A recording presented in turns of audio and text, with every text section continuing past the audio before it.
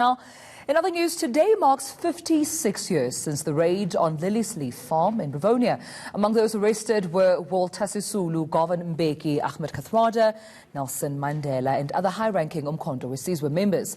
Now, the case went on to be known as the trial that changed South Africa, but a gala dinner is currently being hosted this very evening to honour the two surviving Rivonia trialists, namely Mlangeni and Dennis Goldberg. Now, Newsnight anchor Vuyo Mvoko is attending the event and he joins me now live from the venue. Vuyo, very warm good evening to you. I mean, I suppose on its 56th anniversary, this is quite a night to, celebrate but also commemorate one moment in history. Well, certainly, and lots of the ANC and MK stalwarts have already arrived. And with me now, because before he runs away, is actually the host, the chairperson of the Liliesleaf Farm Board, Tokyo Sekwale, who's going to tell us why what it is exactly that they want to do, how they want this particular night to be remembered 56 years down the line. Well, director of Liliesleaf, not chairperson, because our chairperson is President Khalima Mandela, who is also going to be here tonight.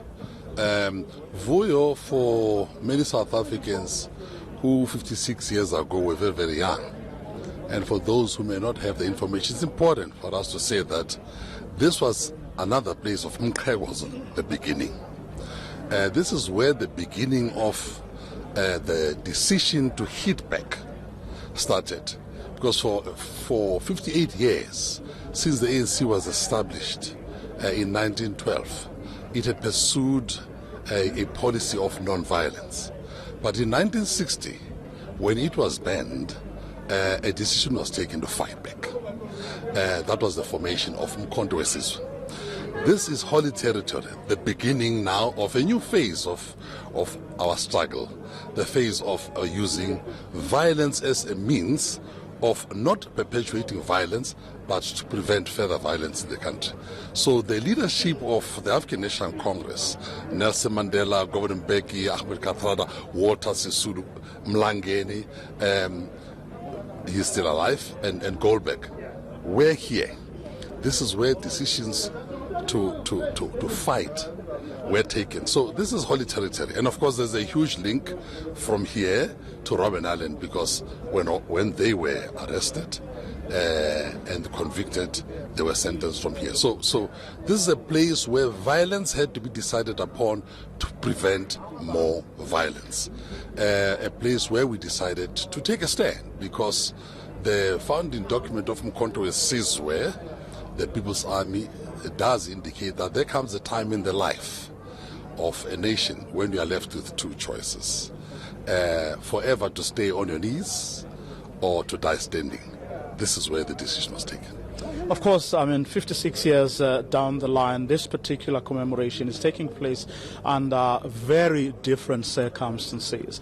I mean, back then there was a singularity of purpose. Everyone was essentially talking the same language. You are reading from the same hymn book. But nowadays, the ANC is a very different organization. Well, the ANC is still committed to the principles of non-racialism, of national unity, the principle of non-sexism, and a democratic South Africa. The ANC still holds its own original documents of freedom. But as a people, the ANC, because we've arrived at this point, the ANC is going through a period of renewal, rediscovery, to understand from here, where do we go? So there are, of course, many voices. Nothing wrong with voices, as long as there are no discordant voices.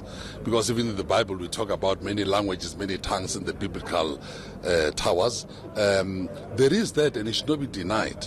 But as long as those debates, we like saying robust, are not rude, and they are not intended to break up the organization, as long as it will be a way of building, a way of coming together. Because of course there are different views of interpreting how best to go forward.